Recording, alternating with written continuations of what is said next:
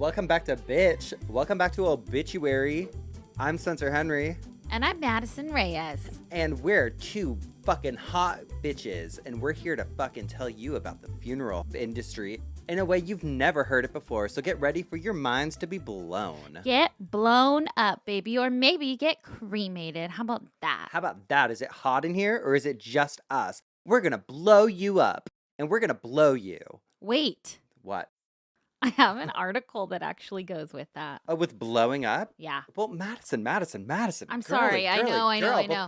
Before we even introduce ourselves, if this is your first time listening, tough shit. Oh my God. Tough shit. You're at the wrong place at the wrong time. Go ahead and exit now. You came to the wrong side of town, bitch. The wrong side of the track. Yeah, you found the shady side of town, and we're here, and we're not fucking around where over we here. Take your money and we take all the furniture off your coffin. Yeah. And we sell it on the black market. Yeah, we'll take your teeth out of your coffin too if they're worth anything. And if you're wearing jewelry, get out of here. We're taking it. It's all coming with us because here we don't fuck around, okay? Okay, we have food to put on the table for our families. Yeah, we're gonna feast, motherfuckers. And listen to this, also. We don't care about the other podcasts that you're listening to because we're not fucking scared of them. We're not scared. Are you kidding me? Do you see us looking scared? You don't look scared to me. Do I look scared to you? No. You look scary. Oh, right, bitch. Because this is Obituary, the #1 podcast. In the entire world. Everybody's saying it. So if you haven't heard about that, sucks for you. Do you have ears? Yeah. Have you ever listened to us? No? Oh. Are you kidding me? That's crazy. That's crazy. That's crazy. I can't walk down the street without people trying to rip my clothes off. They're like, give me that. Take it off, woman. We're going to sell this and make money. Show us your tits, bimbo. And you're like. I'm like, okay. Write me a check, daddy. Yeah. Daddy-o. Write me a check, daddy-o. You know what the thing is, speaking of, is I've gotten so many emails this week. We haven't talked about this. I don't know if they're coming to the obituary email or just the cult leader email. All these, submit your podcast for this award show. Submit your podcast for these awards. No, obituary is not getting that. Well, but we've already got all of them, honey. You know what I mean? We already won them all. Well, all the awards. They all are a scam. I swear to God. And we might get in trouble for this. Don't care. But all of these awards, like the this awards and this awards. And it wants you to submit your podcast for them. And then you scroll down a little further and it's $500 per submission and blah, blah, blah. I'm like, kiss my ass. You think we're going to pay for an award? The only thing I'm paying for is a Hollywood star on the Walk of Fame or whatever. Boom. Give it to us. Okay. It's our time now. Give it up, Hollywood. Give us the star.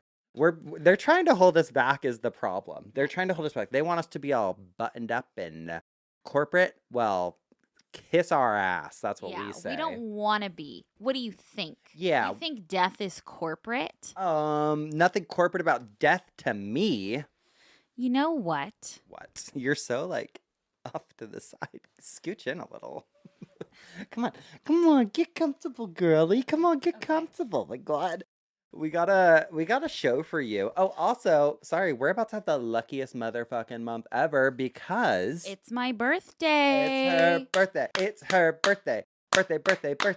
It's her birthday. Not yet. But I did see a lucky dolphin on Instagram and it said, send this to yourself and you'll have the luckiest August of your life. So joke's on you, enemies. I'm about to have a really lucky month. Things are coming up around here. I saw a crow that was dying yesterday. On life? In real life? On life. Online? No, while I was walking the dogs. Oh no, did you give it water? No, somebody else did. I Googled you're not supposed to. And I tried calling wildlife people because you can't just pick up. No. Nobody answered. So I was like, okay, I don't know what to do. I thought about it all night too. Did you see it today? I drove past. I didn't see it. Oh, maybe. I don't think so. It was in pretty bad shape. It was really hot, though. Maybe it was tired. Maybe it was like, oh my God, get me out of this heat. Somebody give me some water. It was at a church, too. So maybe. It was going home. It was going home. But I looked it up, and it's either a death omen, which I don't believe. R.I.P. Or the death of it's like a transition. Oh. Positive. Hell yeah. So. Well, I hope that crow's okay. I know. You want to know, these people saw something crazy. What? In Baltimore, I was reading this article. What? Girl, you better make sure your grandma's still where she's supposed to be. Honey, she's probably not. Okay. So this is from Baltimore County, from the Baltimore Banner, and it says, mysterious casket appears in Cockeysville. Cockeysville? Yeah, that's where we live. I want to live we're so there. cocky. Yeah. Look at it. Oh, beautiful. Wait, it's like white with gold furniture? Okay, listen to this. It says, Amanda Nelson was walking her dogs along the light rail tracks in Cockeysville when she spotted something unusual among the scrubby weeds. It was a white wooden rectangular box about the length of a person. What a descriptor. With 4 thick metal rings that enabled it to be carried. In other words, a casket. The 55-year-old Evergreen resident emailed the Baltimore Banner shortly after stumbling upon the mysterious object in May. She emailed the news? she's you know what? She saw something and she said, I see something, I say something. I'm contacting the Banner. Call the police. No, she called the Baltimore Banner. The casket was still parked in the greenery along Railroad Avenue near the western end of Church Lane when a Baltimore Banner reporter visited this week. Although one side of the thick wooden walls seemed to be shattered in the casket, the symbols were clearly visible. The casket has a heavy lid and working hinges and seems less like something in which to bury an actual body and more like a prop, perhaps one used by a magician? It definitely looks like a magical thing, said magician. Said magician Adam Stone when a reporter sent him photos of the casket. Where is Cockeysville? And I need to go there. I know, I love it. So anyway. So it was the magician's prop? Well, they thought, they don't know. They were like, it could have been used by a fraternal organization and some sort of like ceremony. It says, too ornate for the Oddfellows, in my opinion. Ella Reed Watt, Grand Secretary of the Independent Order of the Oddfellows Grant Lodge of Maryland, said in a text. It says, the Cockeysville casket is at least the 3rd receptacle for the dead to surface in Maryland in recent history. Oh. A casket, a real one, with white satin bedding and a Bible, appeared by the side of a road in Upper Marlboro a few weeks ago. Residents of a Washington, D.C. apartment told a local news station that the same casket had apparently been discovered in a vacant apartment a few weeks earlier, but it was unclear how it had gotten there. Vampires. That's what I'm thinking. Yeah. And then there was another casket, I guess, that they found in Baltimore's Wyman Park neighborhood, and a metal plaque on the coffin read, Matilda Lorenz died July 26, 1882. Oh, no. So caskets are just running amok in Maryland right now, I guess. Do you know how excited I would be to just stumble upon one? That's what I want to see. That's a beautiful one, too. Yeah. Wow. So, thought that was wild. Oh, well, I love that. Uh-huh. I'll take your casket, though. Okay. And I'm going to raise you dynamite. Love dynamite. Okay. Let's do it. All right. So, you guys, this is just from a couple days ago. This is from fox4kc.com, but I've been seeing it everywhere, and Cisco actually sent it to me too. It says, a Kansas City family is stunned after finding the ground dug up and the casket open at their loved one's grave. Family members tell Fox 4 they don't know why anyone would want to disturb the site 27 years after their loved one's death. KCPD officers arrived at the Forest Hills Calvary Cemetery just after 9:30 on Tuesday morning. They found the grave of Delshawn Dupriest had been completely dug up, the concrete crypt or vault had been destroyed, and the casket had been opened. What did I feel? My heart sunk because I couldn't believe it, said Shantara Dupriest, Delshawn's daughter. They were at the casket. We could see the sheets and everything that would have been inside of his casket. His family says that Delshawn was a father to 9 children and he was the victim of a homicide in 1998. He was only 25 years old at the time of his death, and at the time of the disturbance to his grave, it had been more than 27 years since his death. Oh my God, it was like a horror scene in a horror movie.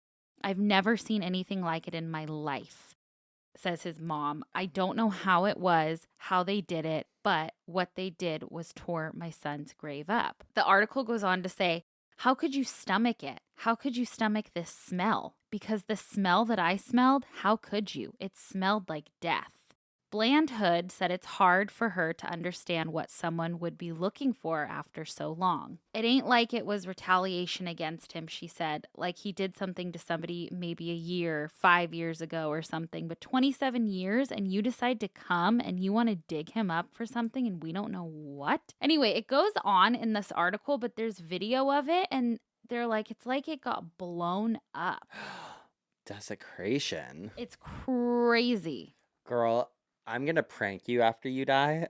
I'm going to put dynamite in your casket. Do it. And I'm just going to light it. Why not? 27 years later, I'm going to light that and... Perfect.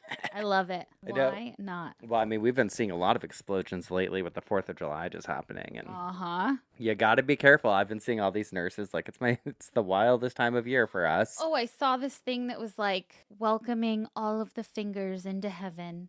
Yeah. On the 4th of July because everyone's losing fingers and shit. Uh-huh. God. Well, whoever did that's a real asshole.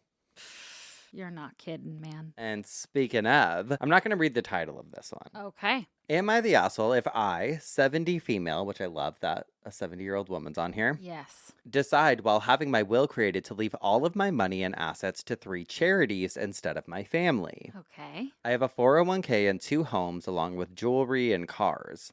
I have loaned money over the years to my brother, sister, and niece, and they never pay it back and they never feel guilty about it. You can ask until you're blue in the face, and of course they promise to pay it back or make payments, but I never see it. I don't have children, and I think they're expecting to be benefiting from my demise. So am I the asshole if I leave my family out of the will? I don't think so. Girl, I would do the same thing. I fully support. If people take advantage of you, cut them out. Yeah, I agree. Yeah, no, you're not the asshole. No, I would suggest it, actually. Okay, and then this next one says, am I the asshole if I don't attend my second cousin's funeral? Okay. My second cousin passed away a couple weeks ago, and the funeral is this week. The last time I went to a Catholic funeral, I was 13 when my grandpa died.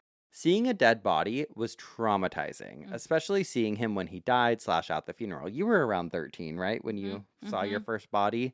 Yeah. Now my second cousin's funeral will have a viewing, a 2-hour morning, and I'm not comfortable going and seeing him that way. All I can think of is my 9-year-old daughter, who I don't want to see that either. I feel like my mom and dad will be expecting us both to attend, which also breaks my heart even more.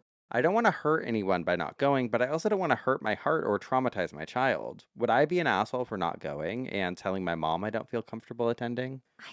I kind of don't think so. Like, I think as a parent, your number one rule, job is to protect your kid, but also because you seem pretty you know about death, you know about trauma, it might be the perfect opportunity to expose them to that. Yeah. I mean, you can't shelter your child either. Like, they're going to encounter death. Yeah. And I think just from my own experience, we didn't talk about death growing up. And then when my grandma died, no one told me she was going to be put in a coffin after we saw her dead.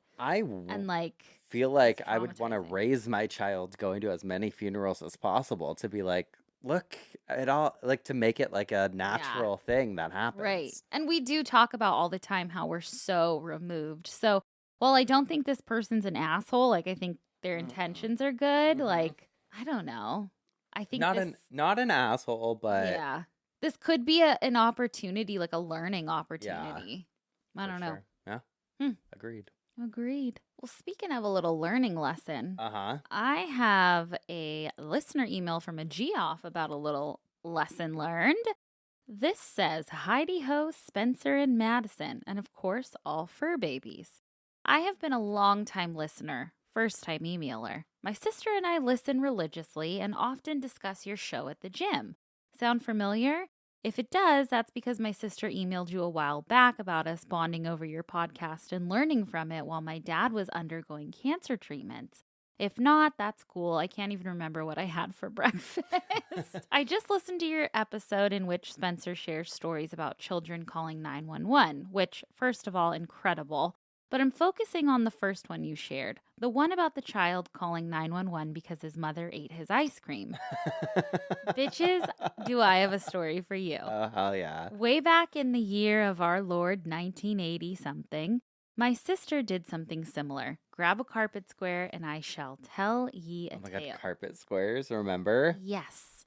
'Twas Halloween time, and as we American Geoffs all know, that Halloween is the time of year where it is socially acceptable to knock on strangers' doors, begging them for candy. Yep. It is 100% not the correct time to get into and eat the 10-pound bags your parents bought. Oh no. No. Those are for the other children who come to beg at your door. Enter my sister. Let's call her Laura. She desperately wanted this Halloween candy, and our mother, Lord forgive her, told her no. That was trick-or-treaters candy, not candy for her lovely and precious child. Laura was not having this and called 911, bawling. My mom won't give me Halloween candy. I want Halloween candy. I don't know if this is 100% what she said, but it doesn't matter. The bitch called 911 because she wanted candy. What happened next, you ask? Well, it wasn't all puppies and rainbows and cops showing up to give Laura ice cream. The 911 operator called my mom back and chewed her out. Like full on yelling at my mom. Lesson learned, don't call 911 for stupid shit. Where were our parents, you ask? Great question. Our dad was probably at work, and who knows what my mom was up to, as she had 3 hellions all under the age of 8 to give her gray hair permanently. Thank you for all that you do. We really enjoy the show, and I hope you enjoyed reading the legend that is still talked about in my family nearly 40 years later. Your elder millennial Geoff, Amanda. P.S. Feel free to use my name and Laura's. I didn't make hers up. The bitch knows what she did. Sent from my iPad. Sent from my iPad. Love it. Incredible. Honestly. Well, I on one hand, I'm like, they really chewed your mom out. But I then know, I'm it's like, not the mom's fault. It's Laura's fault. well, I mean, that one did her job because I was reading about this 911 operator Uh-huh. who hung up on over 800 customers. What? I got to give you her name. She hung up on over 800 customers, or not, well, I guess callers, because she, quote, didn't feel like talking. Oh, you're a rat. 2016, Texas 911 operator Crenshawnda Williams hung up on over 800 emergency calls because she, quote, didn't feel like talking and received 10 days in jail for it. Oh, give her life. That's crazy. Isn't that crazy? What? I know. You do have to be a special kind of person, I think, to do that job, and this lady does not seem Nope. like it. No. That's God. insane. Well, lesson learned. I don't know what the better lesson is. I think it is probably this, getting chewed out. Yeah. So you don't call 911 for Yes. bullshit Bullshit reasons, for sure. Oh, God. Well, Well, I am up first this week, which means you should have a little side bitch. I do. And this one is from, remember how I was telling you there's that Reddit group where they post like death certificates and stuff? Mm-hmm. It's really good. Well, I found this in there. So I don't have a date for this, but I have the obituary. Okay. And it says Travis Allen Jones, 34, Denton filling station operator, and Mrs. Bertha Marie McCullum, 24, student flyer, were instantly killed about 2 p.m. Sunday when the 2-passenger club trainer plane in which they were flying crashed in an oat field on the Alfred Monschke farm 1 mile north of Crum. Ugh. James, owner of the Jones service station, was piloting the plane, which he had rented from the college airport owned by Jack Gray. Gray said Jones had been taking pilot instruction at the field since September and had completed about 7 hours of solo flying. Mrs. McCullum, also a student at the college airport, had lived in Denton for about 18 months while working at the Consolidated Aircraft plant in Fort Worth. Her address here was blank. She was the daughter of Mr. and Mrs. James Weir of Wilson, Oklahoma. Residents of Crum who witnessed the crash said the plane had circled low over the home of Jones's parents. That's the guy flying the plane. Okay. Mr. and Mrs. A.W. Jones. And that he cut the motor to shout at them, like to be like, "Hi, Mom and Dad." Oh, no. But when they restarted it, he tried to like steer it and then ended up losing control. And then the plane crashed into the ground, killing them. Oh, no. Isn't that fucked up? That's terrible. Why I would know. you cut the motor? I don't know. And then it just has survivors and funeral information. But I'm like, damn. That's terrible. Well, and it freaked me out because I saw a video of this like bride and groom that were like being helicoptered in to their ceremony. The helicopter crashed. Killed them. Helicopters freak me out, Freak man. me out. Helicopters and small planes. Yeah. Nope, not Yeah. doing it. I would No. never fly private. No. Mm-mm. No. Not doing it. Regular plane, sure. Safest travel option there is. Yeah. Not Yeah. not a private jet nor a helicopter. Right. Those No. things go missing and crash and all that. All No, kinds thank of you. things. No, thank you. Well, we're going to take a quick break, and when we come back, we're going to hear what had you spinning in your coffin this week. Alrighty. We'll be right back. And we're back. Madison, how could we not tell them you guys were going to Tulsa, Oklahoma for a live show? I know. We forgot to say it in the beginning. We did forget to say it in the beginning, but don't worry because I have us covered. With this coffin spinner, it is actually in honor of our upcoming tour. Is it? It is, Spencer. I thought I would take a look at something just kind of fitting. People who have died on stage. Oh, I love it. And we will be on stage in October. We will at the Looney Bin in Tulsa, Oklahoma, and you can get your tickets at obituarypodcast.com. We'll wait right here while you go do that.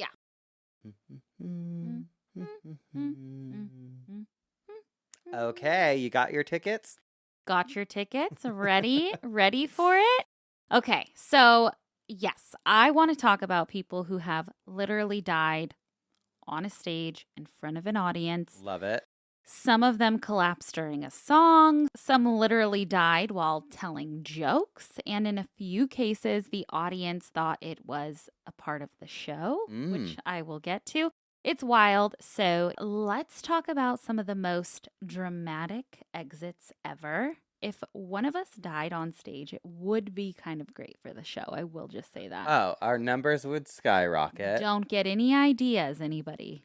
Please. Please. It's our biggest fear. That is our biggest fear. We like metal detectors at these things for a reason.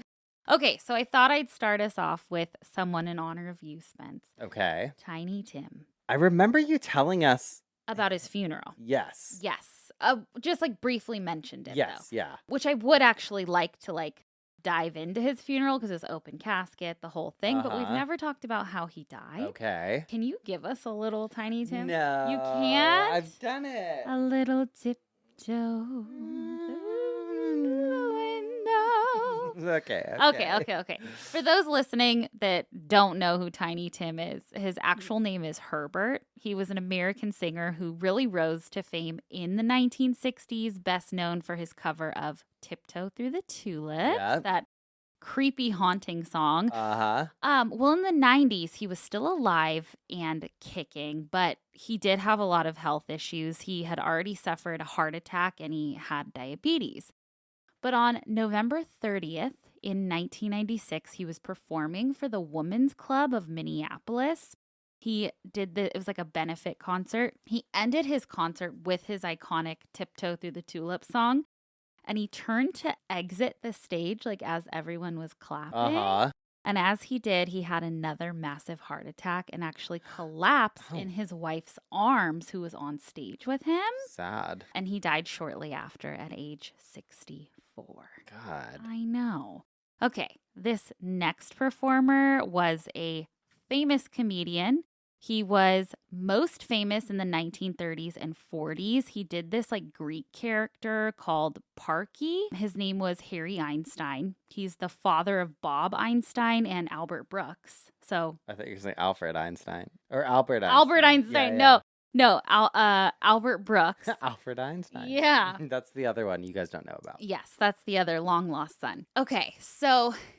He was a very, very famous comedian. But in 1958, there was a roast at the Friars Club in Beverly Hills. I think it was the Beverly Hills Hilton at the Okay. Friars Club. Guess who the roast was for? One of our favorites. Yeah. You know who I'm thinking of. Who was it? Lucille Ball and Desi Arnaz. Oh, I was gonna guess comedians, best friends. But it would have been Oh, before. I know who. yeah. Yeah. Bob Newhart and Newhart and Don Rickles. Don Rickles. Yeah. Yes. Oh, God. That era. Exactly. Yeah. Okay. So you have to imagine like a roast, how it's set up. So like usually everyone that's involved in a roast, if you've like ever watched the Comedy It's like a Central long ones, table. yes, and they're up on stage and then there's an audience. By the way, love a roast. I love a roast. I also. love a roast. I know. I do. I love it. So Harry gets up and roasts Lucy and Desi for 10 minutes straight. And I guess it's hilarious. And he gets these huge laughs. Then when he's done, he goes and sits down next to Milton Berle. And I mean, like, talk about a star-studded event. But remember, he's sitting on stage. So, like, the whole audience can see him at this long table. And Lucy and Desi, I think, we're in the middle. And then yeah, everybody like around him. So he goes and sits down. People are still laughing at all of his jokes.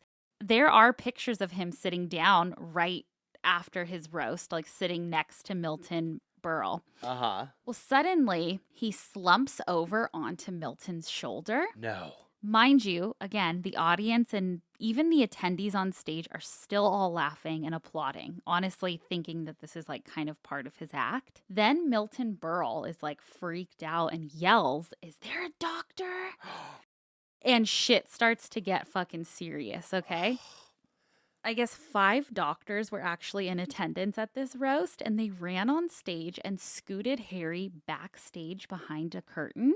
Not the scootin' boot. The scootin' boot. There, according to allthingsinteresting.com, quote, one doctor sterilized a pocket knife, cut open Einstein's chest, and massaged the comedian's heart in his own hands right there behind the curtain. Another doctor... Turns out he wasn't a doctor. Yeah, I know. Another doctor took 2 ends of an electrical cord to try to shock the heart back into a regular rhythm. Would they rip him out of lamps? Like, yes.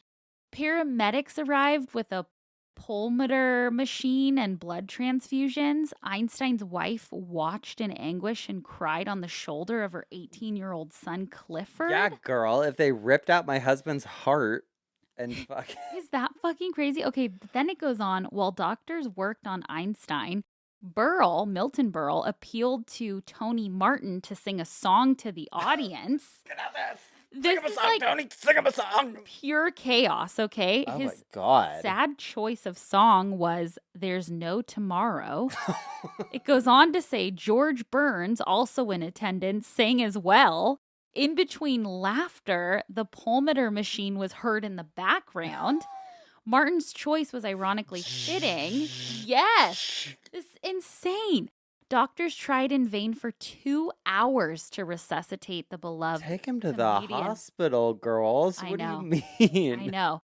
But Einstein was pronounced dead at 1:20 a.m. on November 24th. The cause of death was a massive heart attack. But it goes Shit. on because the whole time I'm thinking about Lucy and Desi, okay? Uh-huh.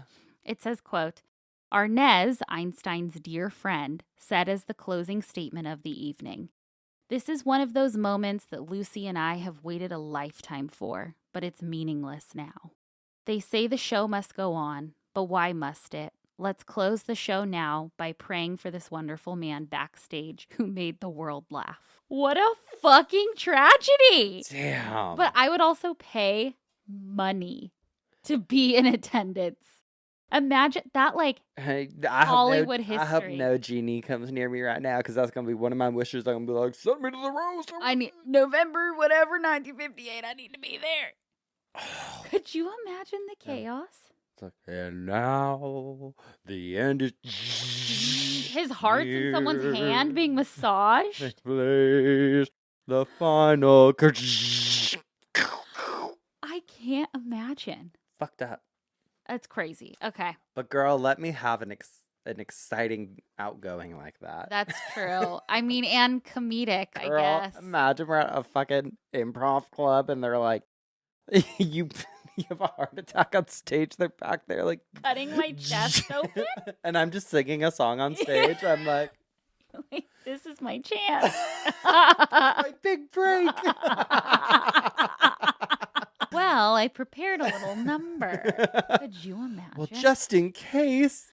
La di da da di da. Now let's go back to 1911, okay? Let's go. To one of our favorite places, Edinburgh. Edinburgh. We're going to talk about Sigmund Neuberger. Much better than Sigmund Oldberger, if you ask me. Yeah. Much Yeah. more exquisite, if you ask me, darling. That one got me. Okay, he was a vaudeville illusionist. Maybe someone we should study a little more to prepare for our magic class this weekend, Spence. Oh my gosh. Okay. More on that to come. See us next week. More on that to come. Okay, his stage name was the Great Lafayette. And I guess he was close friends with Houdini, actually. And Houdini even gave him his dog that he loved so much, which we'll get into. The dog's name was Beauty. Which is a great dog. I bring back dog names like that, like Precious and Beauty. That's sweet, yeah. And like those. That is. I love a human name, but Yeah. I do, you know what? But I do love. But like Darling. Oh, this is Darling. Darling. Love that. See? Yeah. Yeah. Bring back That's cute. next dogs we're getting. Yeah. We're gonna name them Sweetie. Charmy. Charmy. Charmy baby. Charmy baby. Charmy baby. We're gonna get little teeny dogs next. Oh But wait, she's hot gonna dog be like, is. I'm a hot dog. Yeah. Oh God, Junie girl. We love her. Okay, so he was famous in the magician circuit because he used horses and lions and dogs in his act and Okay. became pretty famous for it. But I have to tell you about his dog Beauty a little bit. This is from historicuk.com. It says, quote, "The major beneficiary of his wealth was Beauty, who lived a life of luxury. When not taking part in his stage act, the dog could be seen riding around in her own special bed at the front of his automobile, which I'll post pictures of. She had a Love. beautiful life. At home and on tour, she had her own room and 5 meals a day. Hot dog don't even get ideas. Oh, listen to this, hot dog. The press said her collar was studded with diamonds and she ate from a golden bowl. The magician had a plaque engraved with the words, 'The more I see of man, the more I love my dog,' which I love so much. Beauty ended up actually dying at the age of 15, and that article that I just read from goes on to say this, quote, "The effect on the great Lafayette was devastating. He had Beauty embalmed and went to visit her at the funeral parlor every day. Oh, Amazingly, he managed to arrange to have her buried in Pearshill Cemetery, Edinburgh, but only by agreeing with the authorities that he would be buried in the same place when he died. He we loved love him. He loved her and loved him. Anyway, on to his performance, which was only a few days after Beauty's death, actually. He performed at the Empire Palace in Edinburgh. He had this famous performance that he was known for called The Lion's Bride. And it was this whole dramatic, big spectacle with costumes, live animals, illusions. And over 3,000 people showed up to watch The Lion's Bride. Wow. As part of the finale in The Lion's Bride, there is a real lion on stage. And I know that that already sounds like a disaster, but just wait. Mm. Halfway through the finale, one of the stage lamps sparked and caught fire, and it caught the whole set on fire. But everyone in the audience thought that it was like Part of of the it. show. They're like, this is fucking awesome. Well, then, like with the story before, things start to escalate very quickly. The fire spreads, the safety curtains jam, I guess, and then the backstage doors were locked because there were animals on set. So Oh, everyone was no. fucking trapped. Oh my God. I'd be freaking out. I'd be freaking out. The audience wasn't trapped, though, but the crew, the animals, and Sigmund himself was trapped on stage. But because he was a big star, they somehow found a way out for him, but he refused to go. He went back for all of the animals, Oh, and he ended up dying on stage. what, like smoke He inhalation? was burned alive Fuck. trying to rescue these animals from the burning stage. Ugh. And his body was later found just a few feet from the exit. Like he almost got out. Mm. But I guess they had trouble identifying his body because they thought it was his stunt double. And I guess the only reason they were able to identify it was like because of the rings that he would wear. But anyway, a total of 11 people, including him, died that day on Sad. stage. His lion and horses died too. But the happy ending is that he was cremated and buried next to his dog Beauty. And I was reading about his funeral, and 250,000 mourners showed up. Wow. Yeah, lined the streets, like shut the city down. Damn. I know. So I'm like, oh, he stayed for all the animals. Sweet. Okay, well, I'm going to leave you guys with another comedian. This is Dick Shawn, and he was an American actor and comedian.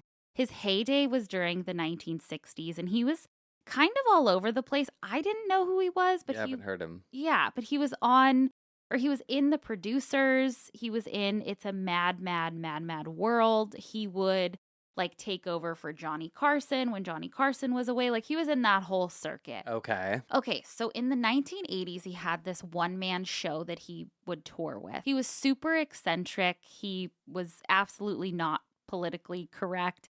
And I guess his comedy was very physical. I also read that he was the inspiration for Andy Kaufman. If that Okay. explains Yeah. anything. Like he was just weird, right? Wild guy. Wild and weird.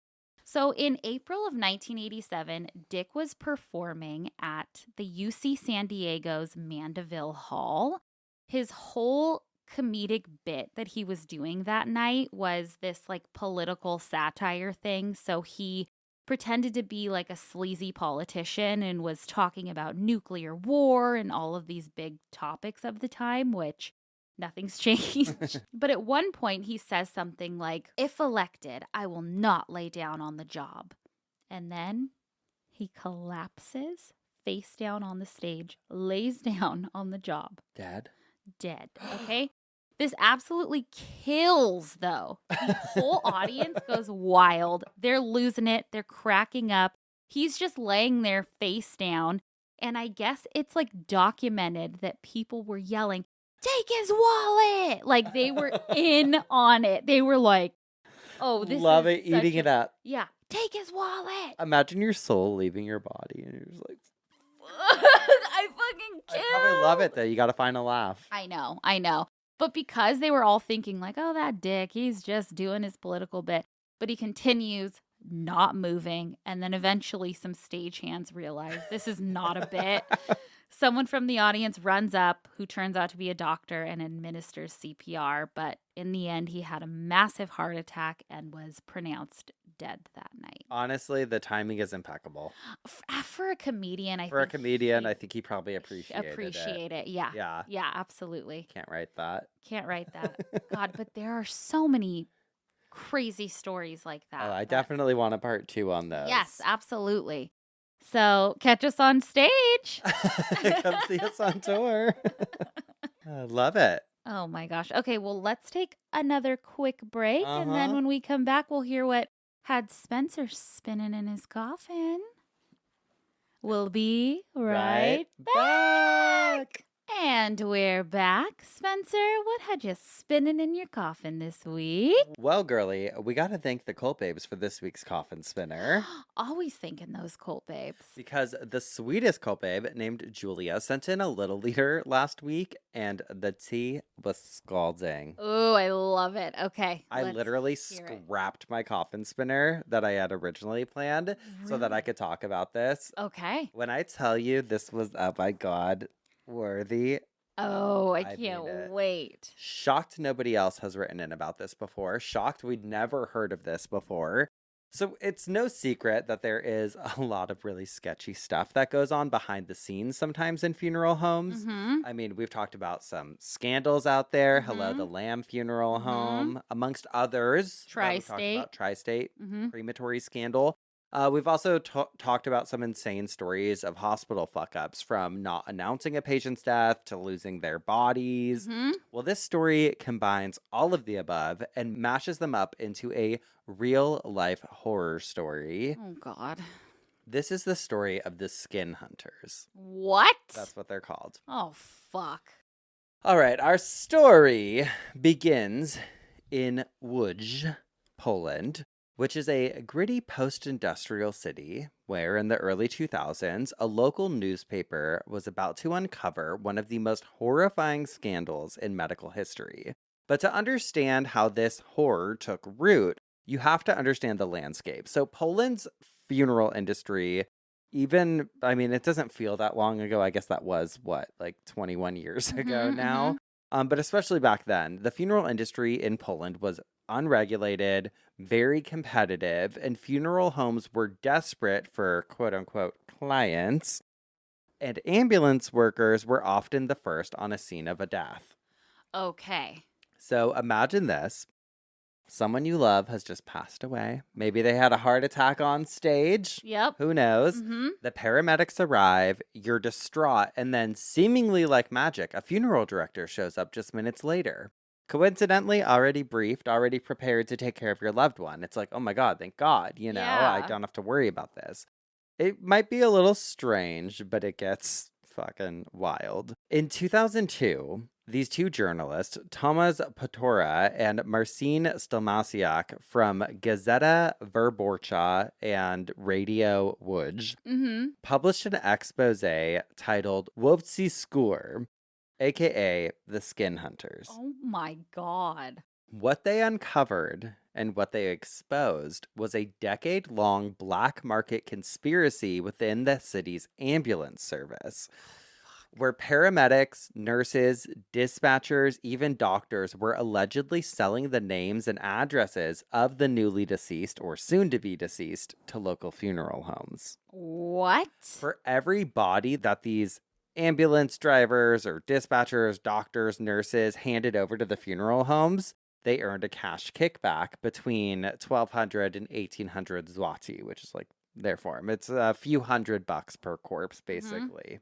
But it's blood money. Whoa. Plain and simple. And this wasn't just a matter of shady referrals. The deeper that they dug into this investigation, the darker it got, because there were whispers, claims, even eyewitness accounts that certain paramedics, in cases where death wasn't coming quickly enough, would help it along. Oh. This ain't death with dignity, bitch. It's moida. Straight up. Yeah. Apparently, they were giving patients lethal doses of sedatives. One ambulance worker was allegedly heard saying, "She's already half dead." And minutes later, that patient was dead. Basically, what was happening was that, just to break it all down for you, was that these funeral directors who owned these funeral homes would build these relationships with different hospital workers or ambulance drivers. And it was basically like, tip us off, like, let us know when someone's going to die and we'll give you a couple $100 if they end up being a client of ours. Fucked up. They'll talk about like ambulance chasers. You know how they talk about lawyers and they call them ambulance chasers sometimes? This is that, but with funeral home employees. It's sad how little the human It takes the humanity out of it. Is worth. Yeah.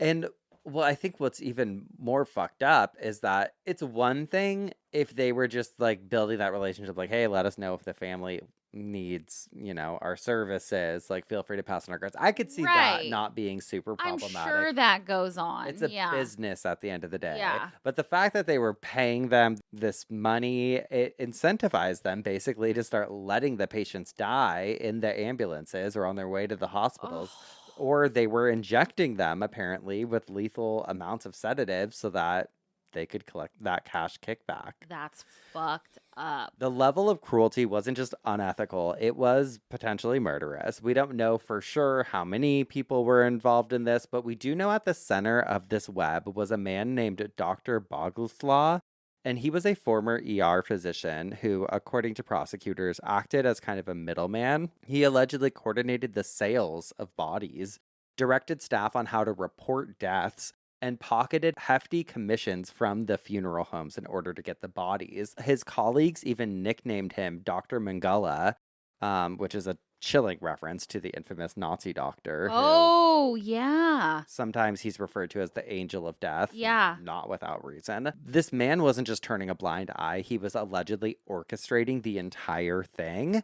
And luckily, the scandal didn't just spark outrage, it sparked a lot of action. So after the article's publication, I mean, people went fucking nuts, obviously, because there's so many people involved. Beyond the deceased is all of their family members and loved ones. And prosecutors in Łódź launched a massive investigation, and it was a huge deal. They exhumed a bunch of graves. They performed autopsies that were ordered on all of the bodies believed to be connected to this sick Funeral home? Ponzi scheme. Yeah. Well, it was multiple funeral homes that they were working with. It wasn't just one. There were over 40 people in all connected to the ambulance service and funeral industry that were eventually charged in these crimes. But the legal process dragged on for a long time. It took years for many of the cases to ever reach court. In 2008, Dr. Boguslaw was sentenced to just 6 years in prison for accepting bribes and abuse of public trust. In addition to that, there were 4 employees from a hospital department in Łódź that were sentenced, and the perpetrators were shown to have killed mostly elderly patients using the muscle relaxant Pavilon. 4 of those hospital workers that were put on trial sold information about the deceased patients to different funeral homes so that they could contact the relatives before the funeral homes could, and they exacted bribes ranging from 12,000 to over 70,000 zloty.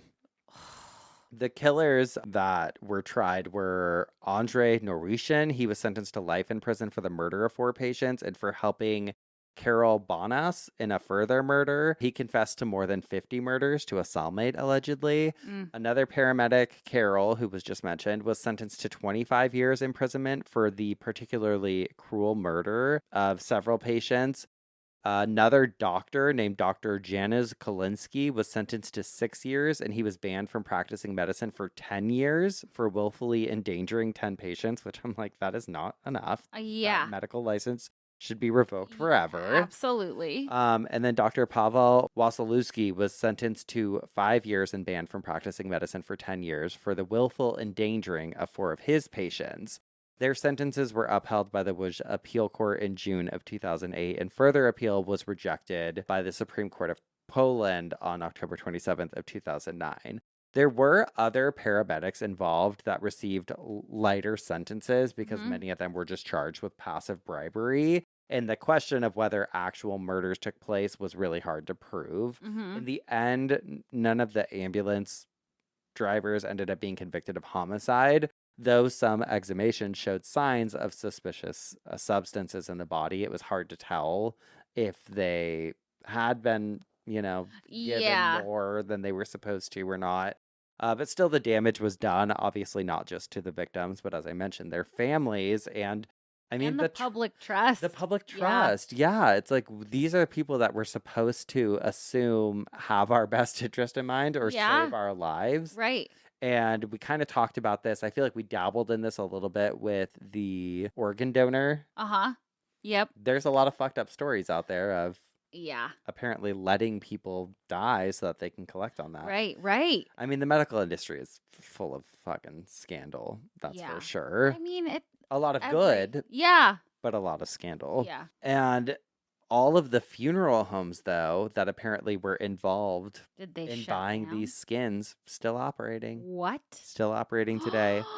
They enacted more laws and they started doing more like frequent checkups and stuff, but they're still in business. It really, I mean, obviously they didn't have any regard for human life, but they Hmm. also have no regard for The the afterlife either. afterlife. Yeah. Yeah, fully. So the next time someone tells you they're afraid of being buried alive, maybe remind them that the real fear sometimes isn't the grave, it's how you get there. Yeah, absolutely. They did a documentary on this called Skin Hunters. I would translate it. I had to Hmm. translate a bunch of articles for this. There wasn't a ton of information, surprisingly, out there. Like I found the original expose articles, but Probably buried. yeah, No pun intended.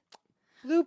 But it is interesting when you find a story and you're like, wait, I need more information on this, and you can't find Uh anything. huh. You're like, I know that this shit was buried. Like, Yeah.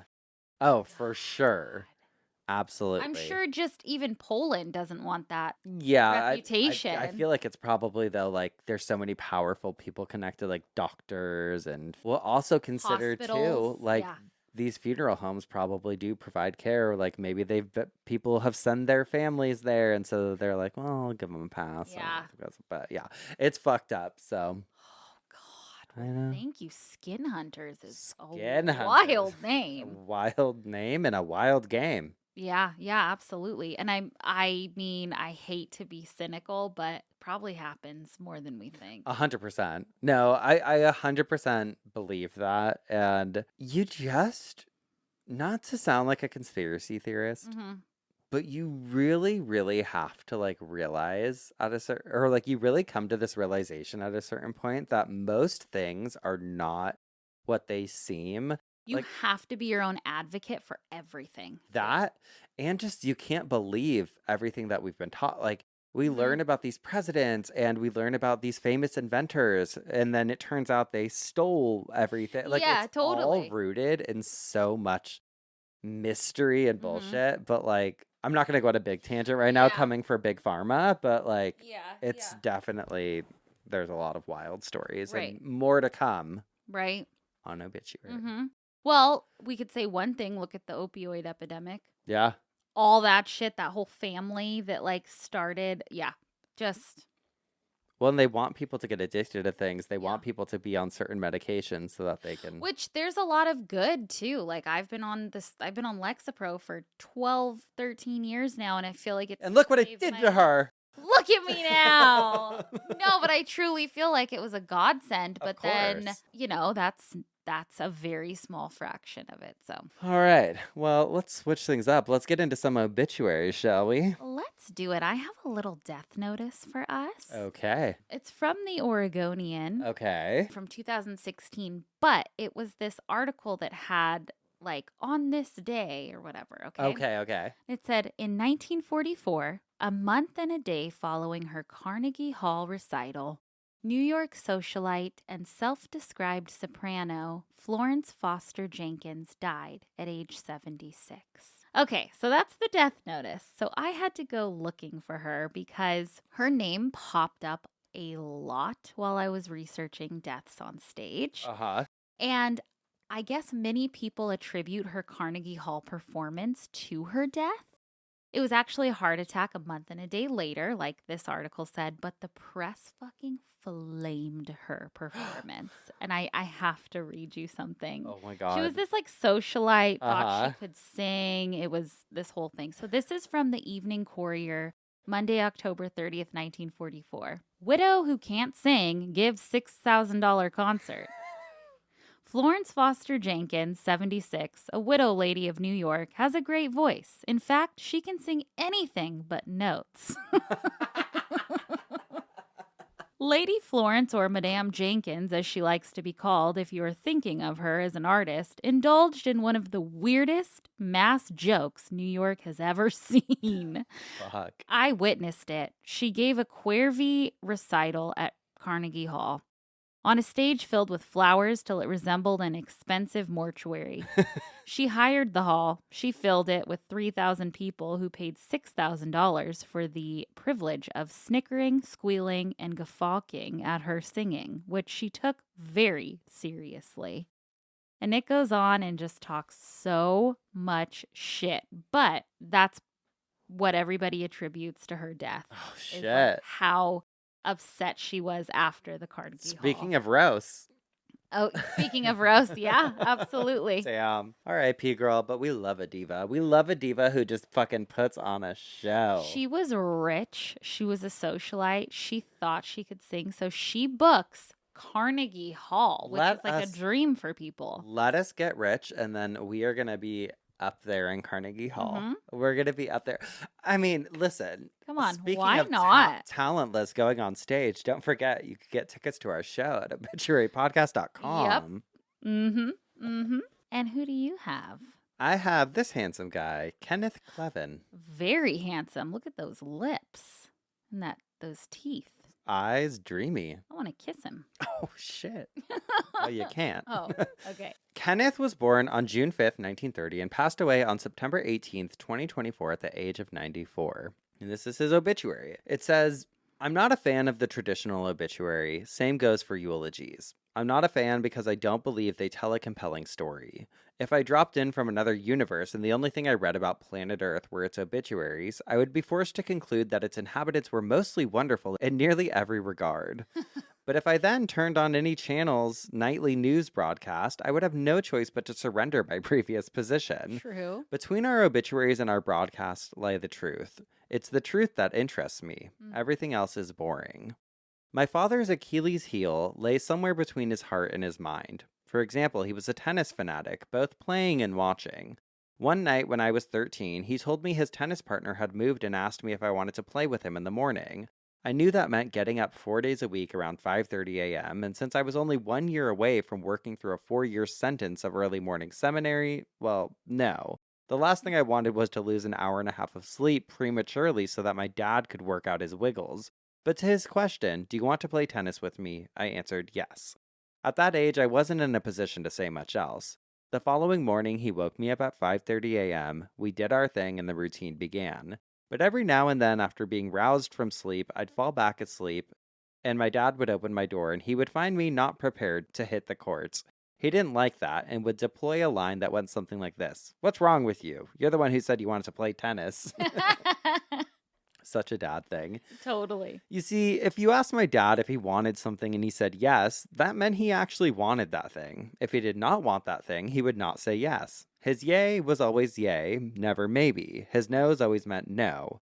He was programmed from birth to only say things he meant. The problem with the man was that he assumed the rest of us used the same program.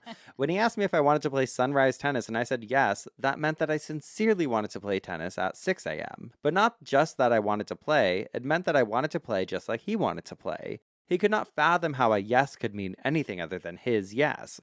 This could be very frustrating for a kid trying to get his father to see things his way. I actually never tried. My siblings did, and it usually didn't go well. God bless him. It's not that he refused to see the thing your way, it's just that his programming lacked that feature. I'm the 10th of 12 kids, and prior to my coming on the scene, my father had a lot of success running a packaging design company, but he lost a modest fortune to a thief and a poor decision regarding a class action lawsuit. When I was coming up, he managed the Deseret Industries in Soto in Los Angeles. One day, one of the employees he was rehabilitating was working the loading dock. The man took a donated steak knife, flipped out, and started swinging it at everyone around him. God. My dad was called for, came out, calmed the man down, took the knife, and got him treatment. When I asked if he was scared to confront the guy with the knife, he said, "No, I'm the manager. It was my job to manage stuff like that." For you or I to confront a knife-wielding psycho, it'd probably require an act of heroism. We would be risking something. First and foremost, our own personal safety, but for my father, it was simply programming. A manager manages stuff. I'm the manager. I will manage the psycho. It's a beautiful trait, but it has a downside. The further back in time you go, the more the downside to his "my duty is clear and my duty is also your duty" programming takes a toll on certain interpersonal relationships. But with the passage of time, after the wars were all fought and truces drawn up, we gained a certain affection for his programming. especially when you contrast my father's determination to locate and then live according to the truth with our postmodern fetish with pretending that no truth exists whatsoever. Personally, I prefer a world where the men are wrong, but grant it to one, they are wrong in oatmeal. Once Ken Clevin determined that a course of action was right, he was a granite mountain. Armies could not bully him into any other course of action. Over the last 6 months, as his body increasingly failed him, the mountain emerged, mightier than ever. Someday I want to be a mountain. Oh. To soothe a late stage heartache, my father bumped his temple attendance up from 30 hours a week to 60. At 92 years old, that man was still driving himself to and from the temple every day and putting in 60-hour weekly minimums. Wow. At 93, he dialed it back to just over 40, but only because his temple girlfriend couldn't keep up with him anymore. During COVID, when to visit the temple you had to make reservations, he was called into the temple president's office and told he was not allowed to make a reservation and then stay beyond his reservation. My father is probably the only worthy recommend holder in the history of the church who was kicked out of the temple for overstaying his welcome. For a week, he obeyed the rules, but once the dust settled, he went right back to doing it his way. One morning, on his way to a 6 a.m. session in his Volkswagen Jetta, my dad drove over an adult deer that lay dead in the road. When he got home that night, he told my sister to find out what he had hit. The Uh-oh. undercarriage was a mess of blood and fur. When I told him that he needed to stop when things like that happened because he could have hit a human, he corrected me. What he needed to do was get to the temple. Besides, what would a human be doing lying in the middle of the road? He was a machine. 6 months ago, his body gave out. With his walker, he could manage movement around his little apartment, but not much else. For the first time in his life, my father became fully dependent on others to survive. At that moment, his heart reconfigured itself somehow so that when he said, "Thank you," the phrase dripped with sentiment. As I helped him complete some mundane task, he would say, "I need you so much." A strange sentence to hear from my dad, who had always been a walking declaration of independence. I know. Yet there he was, in need of someone to bring him a banana. That dependency brought him to a point in his life where his "I love yous" never sounded perfunctory. It was a beautiful thing to watch. Just over a week ago on Wednesday morning, he suffered a stroke. With speech severely slurred and half of his body not working, it was still 24 hours before he would relent and let me take him to the hospital. He hated hospitals, but during his first day in the hospital, he was uncommonly content. His second, not so much. When I sat down next to him Sunday morning, he was done with that joint. He tapped on the safety bar on his bed and said, "Put this down."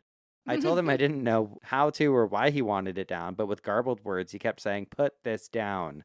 What was happening was my dad had been staring at that bar for hours, maybe all night, and he knew that his current condition couldn't clear it, but he thought that if I would just lower that bar, that stupid bar, he could walk out of the hospital. Note, he did not ask for my help getting out of bed or getting his walker or anything else. All he needed from me was to lower that bar and he'd take care of the rest. Once I understood his intentions, I told him, "Dad, you can't get up and leave. The right side of your body doesn't work." "I'll use my left side then." Good heavens, he was a wild one.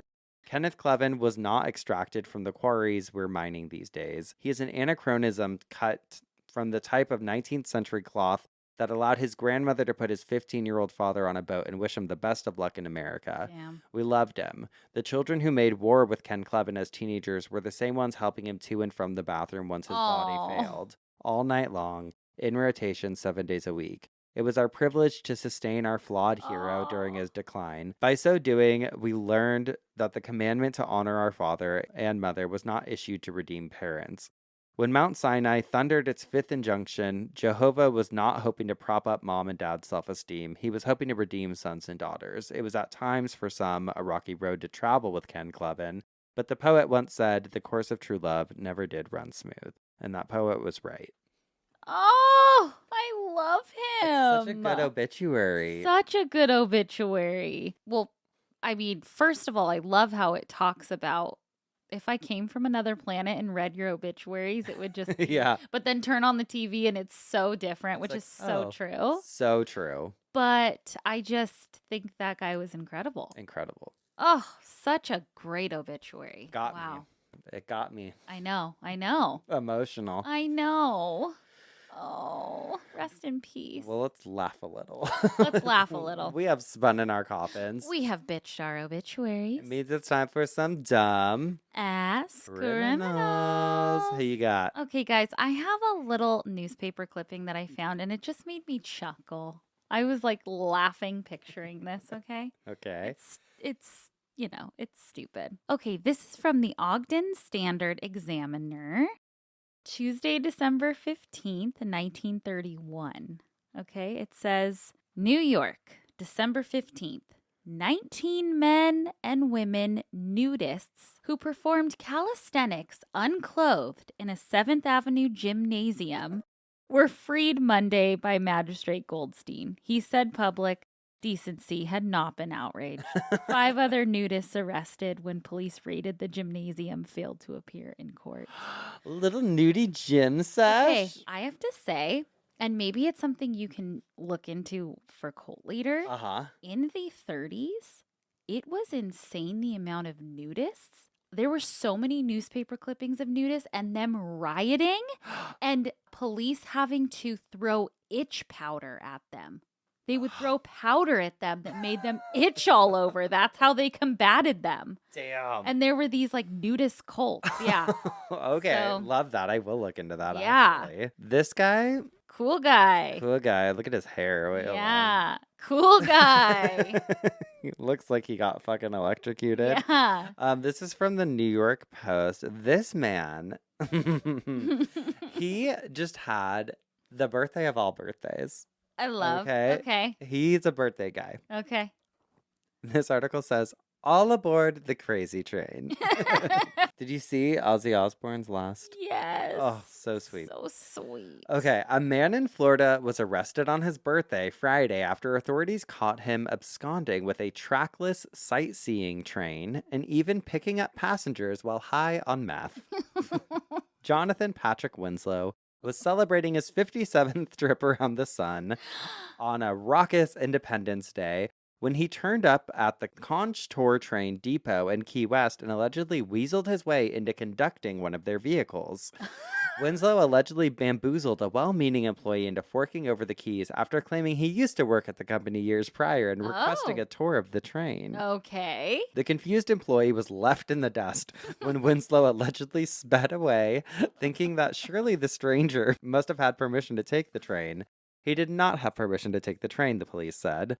Officers responded to the depot when the stolen train was reported. It could be tracked via GPS, but was apparently already downtown.